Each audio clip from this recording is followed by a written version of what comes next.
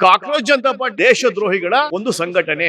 ಏನು ಉಪವಾಸ ಮಾಡದ್ನಲ್ಲ, ಏನು ಸೋಮ ವಾಂಗ್ಚುಕ್ ಒಬ್ಬ ದೇಶದ್ರೋಹಿ. ಇದು ಕೇವಲ ಒಂದು ಎಲೆಕ್ಷನ್ ಸ್ಟ್ರಾಟಜಿ. 40 ಕೋಟಿ ಯುವಕರನ್ನ ಹೇಗಾದ್ರೂ ಮನಸ್ಸನ್ನ ಹಾಳು ಮಾಡಬೇಕು. 2029ಕ್ಕೆ ಬರುವ ದೊಡ್ಡ ಚುನಾವಣೆಗೆ ಯುವಕರ ಶಕ್ತಿ ತುಂಬಾ ಇರುತ್ತೆ. ಅವರು ಮೋದಿ ವಿರುದ್ಧ ಎತ್ಕಟ್ಟಬೇಕು. ಪ್ರತಿ ಸಲ ರಾಹುಲ್ ಗಾಂಧಿ ಫಾರಿನ್ ಹೋಗಿ ಬಂದಾದ್ಮೇಲೆ ಇಲ್ಲಿ ಇಂಡಿಯಾದಲ್ಲಿ ಗಲಾಟೆ ಯಾಕಾಗುತ್ತೆ?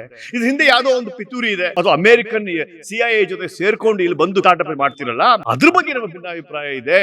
ನೋಡಿ, 2013ರಲ್ಲಿ ಇದೆ corruption against India against corruption ಅಂತ ಮಾಡಿದಾಗ ಇದೇ ಚಿದಂಬರಂ ಇದ್ರು, ಇದೇ ರಾಹುಲ್ ಗಾಂಧಿ ಇದ್ರು, ಇದೇ ಮನಮೋಹನ್ ಸಿಂಗ್ ಇದ್ರು, ಇದೇ ತರ ಲಾಠಿ ಚಾರ್ಜ್ ಮಾಡಿದ್ದಾರೆ. ಸೊ ಯಾವ್ದಾದ್ರು ದೇಶದ ಸುರಕ್ಷತೆ ಮತ್ತು ವಿಧಾನಸೌಧ ಹತ್ರ ಗಲಾಟೆ ಮಾಡಿದಾಗಲೋ ಅಥವಾ ಪಾರ್ಲಿಮೆಂಟ್ ಗಲಾಟೆ ಮಾಡಿದಾಗೋ ಈ ವಿಷಯ ತಗೊಂತೀವಿ. ಈ ಕಾಕ್ರೋಚ್ ಜನತಾ ಪಾರ್ಟಿ ಅವ್ರು ಮಾಡ್ತಾ ಇರೋದೇನು ತಪ್ಪಲ್ಲ. ಆದ್ರೆ ಅವರು ಕೇವಲ ನೀಟ್ ಎಕ್ಸಾಮ್ಗೋಸ್ಕರ ದಯವಿಟ್ಟು ಮಾಡಿದ್ರೆ ನನ್ನ ಚಪ್ಪಾಳೆ, ನನ್ನ ಜೈಕಾರ, ನಾನು ಹೋಗಿ ನಿಂತ್ಕೊಂತಾ ಇದ್ದೆ. ಆದ್ರೆ ಅವ್ರು ಮಾಡ್ತಾ ಇರೋದೇನು? ರಿಸ್ಟೋರೇಷನ್ ಆಫ್ ಆರ್ಟಿಕಲ್ 370, ಉಮರ್ ಖಾಲಿದರ ಬಿಡುಗಡೆ ಮಾಡಬೇಕು, ರಾಮ ಮಂದಿರ ಬಗ್ಗೆ ಅಸಹ್ಯವಾಗಿ ಮಾತಾಡೋದು, ರಾಮನ್ ಬಗ್ಗೆ ಕೆಟ್ಟದಾಗಿ ಮಾತಾಡೋದು, RSS ನ ಬ್ಯಾನ್ ಮಾಡೋದು, ಬ್ರಾಹ್ಮಿನ್ಗಳನ್ನ ಸುಟ್ಟಾಕೋದು, ಕಾಶ್ಮೀರನ್ನ ಮತ್ತೆ ಅವ್ರನ್ನ ಫ್ರೀ ಮಾಡಿ ಪಾಕಿಸ್ತಾನಕ್ಕೆ ಕೊಟ್ಬಿಡೋದು, UP ಎಲೆಕ್ಷನ್ಗೆ ಬೇಕಾಗಿರ್ತಕ್ಕಂಥ ಎಲ್ಲ ಪದಾರ್ಥಗಳನ್ನು ಮಾತಾಡ್ತಾ ಇದ್ದಾರೆ. ಹೊಸ FRC ಲಾ ಬಗ್ಗೆ ಮಾತಾಡ್ತಾ ಇದ್ದಾರೆ. ಹೀಗೆ ಮೋದಿ ರೆಸಿಗ್ನೇಷನ್ ಬಗ್ಗೆ ಮಾತಾಡ್ತಾ ಇದ್ದಾರೆ. ನೀವು ಮಾಡಿದ್ದು ಒಂದು ಹೋರಾಟ ನೀಟ್ ಅಂತ ಹೇಳಿ, ಆದ್ರೆ ಈಗ ಬೇರೆ ಬಿಡ್ತಾ ಇರೋದು ಯಾವುದು, ಇದ್ರ ಹಿಂದೆ ಇರ್ತಕ್ಕಂಥ ಕೈವಾಡ ಯಾವುದು ಅನ್ನೋದು ಗೊತ್ತಾದಾಗ ನಿಮ್ಗೆ ಗೊತ್ತಾಗುತ್ತೆ ಇದು ಕೇವಲ ನೀಟ್ಗೆ ಮಾತ್ರ ಸಂಬಂಧಪಟ್ಟಿದ್ದಲ್ಲ. ಇದು ಆಂಟಿ BJP ಇರ್ತಕ್ಕಂಥ ದೇಶದ್ರೋಹಿಗಳ ಒಂದು ಸಂಘಟನೆ. ಹೆಂಗೆ ದೇಶದ್ರೋಹಿ ಅಂತ ಕೇಳ್ಬೋದು ನೀವು. ಏನು BJP ವಿರುದ್ಧ ಮಾತಾಡೋದಲ್ಲ, ದೇಶದ್ರೋಹಿಗಳು ಅಂದ್ಬಿಟ್ರೆ ಏನಿದು ಅಂತಲ್ಲ ನೀವೆಲ್ಲ ಆಹಾ ಓಹೋ ಅಂತ ಕೇಳಿದ್ರೆ, ಹೌದು ನೀವು BJP ವಿರುದ್ಧ ಮಾತಾಡಿ, ಆದ್ರೆ ದೇಶದ್ರೋಹಿಗಳ ಜೊತೆ ಕೈ ಜೋಡಿಸ್ಕೊಂಡು ಯಾರೋ ಪಾಕಿಸ್ತಾನ ಅವ್ರ ಜೊತೆಗನೋ, ಚೈನೀಸ್ ಅವ್ರ ಜೊತೆಗನೋ, ಅಥವಾ ಅಮೆರಿಕನ್ CIA ಜೊತೆ ಸೇರ್ಕೊಂಡು ಇಲ್ಲಿ ಬಂದು ಕಿತ್ತಾಟ ಮಾಡ್ತಿರಲ್ಲ, ಅದ್ರ ಬಗ್ಗೆ ನಮ್ಮ ಭಿನ್ನಾಭಿಪ್ರಾಯ ಇದೆ. ಸೊ ನೀವು ಮಾಡ್ತಾ ಇರೋದು ಯಾರು ಸೇರ್ಕೊಂಡಿದ್ದಾರೆ? ಪ್ರಕಾಶ್ ರಾಜ್ ಸೇರ್ಕೊಂಡಿದ್ದಾರೆ, ಉಮರ್ ಖಾಲಿದ್ನ ಸಪೋರ್ಟರ್ ಸೇರಿಸ್ಕೊಂಡಿದ್ದಾರೆ. ಯಾರು ಈ ಏನು ಉಪವಾಸ ಮಾಡದ್ನಲ್ಲ, ಏನು ಸೋಮ ವಾಂಗ್ಚುಕ್ಕೋ ಚುಕ್ಬುಕ್ಕೋ ಯಾರಾತ? ಯಾರು ಅರವಿಂದ್ ಕೇಜ್ರಿವಾಲ್ಗೆ ಬಹುಮಾನ ಕೊಟ್ರಲ್ಲ, ಫೋರ್ಡ್ ಫೌಂಡೇಶನ್, ಆತರ ಫೌಂಡೇಶನ್ ಕೊಟ್ಟಿರ್ತಕ್ಕಂಥ ವ್ಯಕ್ತಿನೇ CIA ಏಜೆಂಟಿನ ಒಂದು ಆಶೀರ್ವಾದದಿಂದ ಬೆಳೆದಿರ್ತಕ್ಕಂಥ ಒಬ್ಬ ದೇಶದ್ರೋಹಿ. ಏನು ಸಂದೇಹನೇ ಇಲ್ಲ. ಅವನ ಬಗ್ಗೆ ಅನೇಕ ಬಾರಿ ಹೋಮ್ ಮಿನಿಸ್ಟ್ರಿ ನಿಮ್ಮಲ್ಲಿರ್ತಕ್ಕಂಥ ದುಡ್ಡು ದೇಣಿಗೆ ಎಲ್ಲಿಂದ ಬರ್ತಾ ಇದೆ ಕೊಡಿ, ನೀವು ದೇಶದ್ರೋಹಿ ಸಂಘಟನೆ ಮಾಡ್ತಾ ಇದ್ದೀರಾ, ಅವರು ಪಾಕಿಸ್ತಾನ್ಗೆ ಹೋಗಿ ಅಲ್ಲಿ ಜೈಕಾರ ಹಾಕಿದ ವಿಡಿಯೋಗಳನ್ನು ನೋಡಿದ್ದೀರಾ. ಸೊ ಇದು ಕೇವಲ ಯುವಕರ ನೀಟ್ ಎಕ್ಸಾಮಿನ ಕತೆ ಅಲ್ಲ. ನೀಟ್ ಎಕ್ಸಾಮಿನ 22 ಜನ ಏನು ಸತ್ತೋಗಿದ್ದಾರೆ ಅಂತ ಏನು ಇವರು ಬೊಬ್ಬೆ ಹೊಡಿತಾ ಇದ್ರಲ್ಲ, ಪ್ರತಿ ಸಲ ನೀಟ್ ಎಕ್ಸಾಮ್ ಆದಾಗ್ಲೂ ಒಂದಷ್ಟು ಜನ ಸಾಯ್ತಾರೆ. ಯಾಕೆ ಅಂದರೆ ಆ ಓದ್ಕೊಳ್ಳೋ ಟೆನ್ಷನ್ಗೆ, ಮೆಂಟಲ್ ಟೆನ್ಷನ್ಗೆ, ಒಂದು ಡಿಪ್ರೆಷನ್ಗೆ, ಈ ಥರದ ವಿಷಯಗಳಲ್ಲಿ ಅನೇಕ ಯುವಕರು ತೀರ್ಕೊಂಡಿದ್ದಾರೆ. ಸೊ ಇದೇ ಕೇವಲ ಮುದ್ದಾಗಿ ಇಟ್ಕೊಂಡಿರ್ತಕ್ಕಂಥದ್ದು ಇದು ಕಾಕ್ರೋಚ್ ಜನತಾ ಪಾರ್ಟಿ ಒಂದು ಮುಖವಾಡ ಅಷ್ಟೇ. ಯಾವ್ದ್ರದ್ದು ಮುಖವಾಡ ಇದು? ಇಂಡಿಯಾ ಅಲಯನ್ಸ್ ಮುಖವಾಡ. ಪ್ರಕಾಶ್ ರಾಜ್ ಹೋಗಿದ್ದಾರೆ, ಯಾವುದೋ ವಿಲನ್ ಚೇತನ್ ಯಾರೋ ಕಿಶೋರ್ ಹೋಗಿದ್ದಾನೆ. ಸೊ ಈ ಥರ ಜನ ಎಲ್ಲ ನೋಡಿದಾಗ ಗೊತ್ತಾಗುತ್ತೆ ಇದು ಕೇವಲ ಒಂದು BJP ವಿರುದ್ಧ ಮಾಡಿರ್ತಕ್ಕಂಥ ವೇದಿಕೆ ಅಂತ. ನೋಡಿ, ಇದು ಗಲಾಟೆ ನಡೀತಾ ಇದೆಯಲ್ಲ, ಎಷ್ಟು ಟೈಮಿಂಗ್ ಇದೆ ನೋಡಿ ಕರೆಕ್ಟಾಗಿ. ಮಾನ್ಸೂನ್ ಸೆಷನ್, ಪಾರ್ಲಿಮೆಂಟ್, ಲೋಕಸಭಾ ಮತ್ತು ರಾಜ್ಯಸಭಾದ ಜೂನ್ 20ನೇ ತಾರೀಕು ನಡೆಯುವ ಮಾನ್ಸೂನ್ ಸೆಷನ್ಗೆ ಜಾಯಿನ್ ಆಗೋ ಥರದ್ದು ನೋಡ್ತಾರೆ. ನೀವು ಇತಿಹಾಸ ಪುಟಗಳು ತೆಗೆದು ನೋಡಿ, ಹೋದ ವರ್ಷ ಏನಾಯ್ತು, ಹೋದ ವರ್ಷ ಏನಾಯ್ತು. ಸತತವಾಗಿ 5 ರಿಂದ 10 ವರ್ಷದೊಳಗಡೆ ಪಾರ್ಲಿಮೆಂಟ್ ಸೆಷನ್ ಓಪನ್ ಮಾಡೋ ದಿನ ಒಂದು ಗಲಾಟೆ ಮಾಡಿರ್ತಾರೆ. ಉದಾಹರಣೆಗೆ ಫಾರ್ಮ್ ಬಿಲ್ ಬಗ್ಗೆ, ರೈತರ ಒಂದು ಯಾವುದೋ ಒಂದು ಕಾನೂನು ಜಾರಿ ಮಾಡಬೇಕು ಅಂತ ಹೇಳಿದಾಗ ಇದೇ ಥರ ಲಾಠಿ ಚಾರ್ಜ್ ಆಗಿತ್ತು. ಅದಕ್ಕಿಂತ ಮುಂಚೆ ಈ ಎಲೆಕ್ಟ್ರಲ್ ಪ್ರೋಸೆಸ್ SIR ತಂದಿ ಅಂತೇಳಿ ಅದೇ ಒಂದು ಗಲಾಟೆ ಮಾಡಿಬಿಟ್ರು.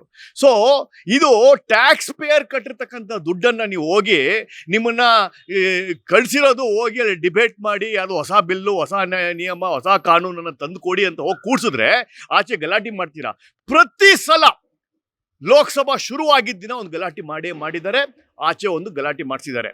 ಇದು ಏನಕ್ಕೆ ಈ ಥರ ಆಗ್ತಾ ಇದೆ ಅಂದರೆ ಇದೆಲ್ಲ ಒಂದು ಷಡ್ಯಂತ್ರ. ಈ ಷಡ್ಯಂತ್ರ ಯಾರು ಕೈವಾಡ ಇದೆ? ಪ್ರತಿ ಸಲ ರಾಹುಲ್ ಗಾಂಧಿ ಫಾರಿನ್ ಹೋಗಿ ಬಂದಾದ್ಮೇಲೆ ಇಲ್ಲಿ ಇಂಡಿಯಾದಲ್ಲಿ ಗಲಾಟೆ ಯಾಕಾಗುತ್ತೆ? ಇದ್ರ ಹಿಂದೆ ಯಾವುದೋ ಒಂದು ಪಿತೂರಿ ಇದೆ. ಜನರಿಗೆ ಗೊತ್ತಾಗಿದ್ದಾರೆ, ಬುದ್ಧಿವಂತರಾಗ್ಬಿಟ್ಟಿದ್ದಾರೆ, ಯಾರು ದೇಶದ ಪರ ಕೆಲಸ ಮಾಡ್ತಾ ಇದ್ದಾರೆ, ಯಾರು ದೇಶದ ವಿರೋಧ ಕೆಲಸ ಮಾಡ್ತಾ ಇದ್ದಾರೆ ಅಂತ.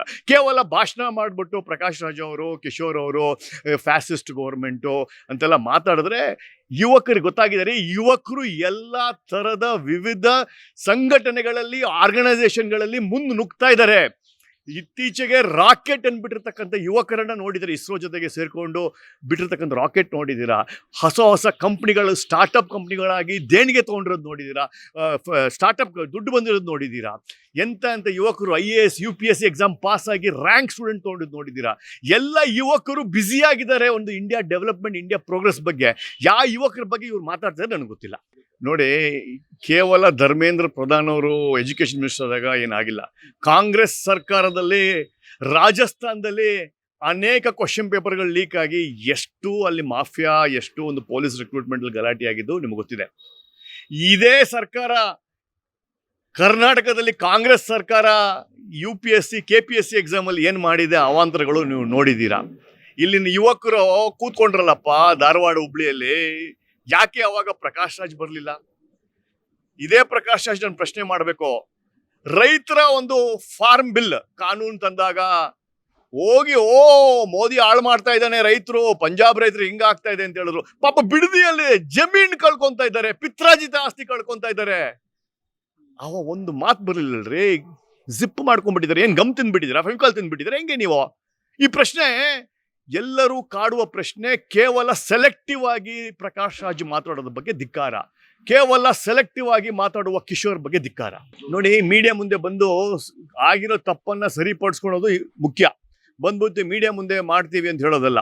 ಹೇಗೆ ಮಿಲಿಟರಿಯನ್ನು ಯೂಸ್ ಮಾಡಿ, ಹೆಲಿಕಾಪ್ಟರ್ಗಳನ್ನು ಯೂಸ್ ಮಾಡಿ ಕ್ವಶನ್ ಪೇಪರನ್ನು ಎಕ್ಸಾಮ್ ಮಾಡಿದ್ರಲ್ಲ, ಅದಕ್ಕೆ ಶಬಾಷ್ಗಿರಿ ಕೊಡಬೇಕೆ ಹೊರತು ಹಳೇದನ್ನೇ ತಗೊಂಡು ಮಾಡೋದಲ್ಲ. ಇದು ಕೇವಲ ಒಂದು ಎಲೆಕ್ಷನ್ ಸ್ಟ್ರಾಟಜಿ. 40 ಕೋಟಿ ಯುವಕರನ್ನ ಹೇಗಾದ್ರೂ ಮನಸ್ಸನ್ನ ಹಾಳು ಮಾಡಬೇಕು. 2029ಕ್ಕೆ ಬರುವ ದೊಡ್ಡ ಚುನಾವಣೆಗೆ ಯುವಕರ ಶಕ್ತಿ ತುಂಬಾ ಇರುತ್ತೆ. ಅವರು ಮೋದಿ ವಿರುದ್ಧ ಎತ್ಕಟ್ಟಬೇಕು. ಬ್ರಾಹ್ಮಣರು ಹಿಂದೂ ಅಂದ್ರೆ ಬ್ರಾಹ್ಮಣ ಅಂದ್ರೆ ಹಿಂದೂ ಅಂತ ಒಂದು ಕೆಟ್ಟ ಪದ್ಧತಿಯನ್ನು ಮಾಡಬೇಕು. ಖಂಡಿತ ಅಲ್ಲ. ಬ್ರಾಹ್ಮಣರಿರೋದು ಕೇವಲ 3%. ಹಿಂದೂಗಳು ಎಲ್ಲರೂ ಬರ್ತಾರೆ, ಲಿಂಗಾಯತ ಬರ್ತಾರೆ, ಕುರುಬ ಬರ್ತಾರೆ, ಒಕ್ಕಲಿಗ ಬರ್ತಾರೆ, ಎಲ್ಲರೂ ಬರ್ತಾರೆ. ಈ ತರದ ಮನಸ್ಥಿತಿಯನ್ನ ಒಂದು ಪಾಕಿಸ್ತಾನ ಓಲೈಕೆ ಮಾಡುವ, ಫಾರಿನ್ ಸಂಸ್ಥೆ ಓಲೈಕೆ ಮಾಡುವ ಈ ಗಂಜಿ ಗಿರಾಕಿಗಳ ಈ ಒಂದು ಹೋರಾಟಕ್ಕೆ ನನ್ನ ಧಿಕ್ಕಾರ. ನೋಡಿ, ಯುವಕರನ್ನ ನಮ್ಮ ಜೊತೆ ತಗೊಂಡು ಹೋಗ್ಬೇಕು ಅನ್ನೋದನ್ನ ಮೋದಿ ಅವರು ಇವತ್ತಿನ ಮೀಟಿಂಗ್ ಅಲ್ಲಿ ಹೇಳಿದ್ದಾರೆ. ಅವ್ರು ನಮ್ಮ ಮಕ್ಕಳು, ನಮ್ಮ ಜೊತೆ ಹುಟ್ಟಿರ್ತಕ್ಕಂಥವ್ರು ನಮ್ಮ ಮರಿ ಮೊಮ್ಮಕ್ಕಳಿದ್ದಂಗಿದ್ದಾರೆ, ನಮ್ಮ ಗ್ರ್ಯಾಂಡ್ ಚಿಲ್ಡ್ರನ್ ಥರ ಇದ್ದಾರೆ. ಅವ್ರ ಮಕ್ಕಳ ಭವಿಷ್ಯ ತುಂಬ ಇಂಪಾರ್ಟೆಂಟು. ನಾವು ಮಾಡಿರ್ತಕ್ಕಂಥ ಸ್ಕಾಲರ್ಶಿಪ್ ಪ್ರೋಗ್ರಾಮ್ ಆಗಿರ್ಬೋದು, ಸ್ಕಿಲ್ ಡೆವಲಪ್ಮೆಂಟ್ ಪ್ರೋಗ್ರಾಮ್ ಆಗಿರ್ಬೋದು, ಎಲ್ಲವನ್ನೂ ಬಿಡಿಸಿ ಯುವ ಜನತೆಗೆ ಹೇಳಬೇಕು ಅಂತ ಹೇಳಿ ಕಾರ್ಯಕರ್ತರಿಗೆ ಕರೆ ಕೊಟ್ಟಿದ್ದಾರೆ. ಆ ಕರೆಗೆ ನಾವು ಜೈಕಾರ ಹಾಕಿದ್ದೇವೆ.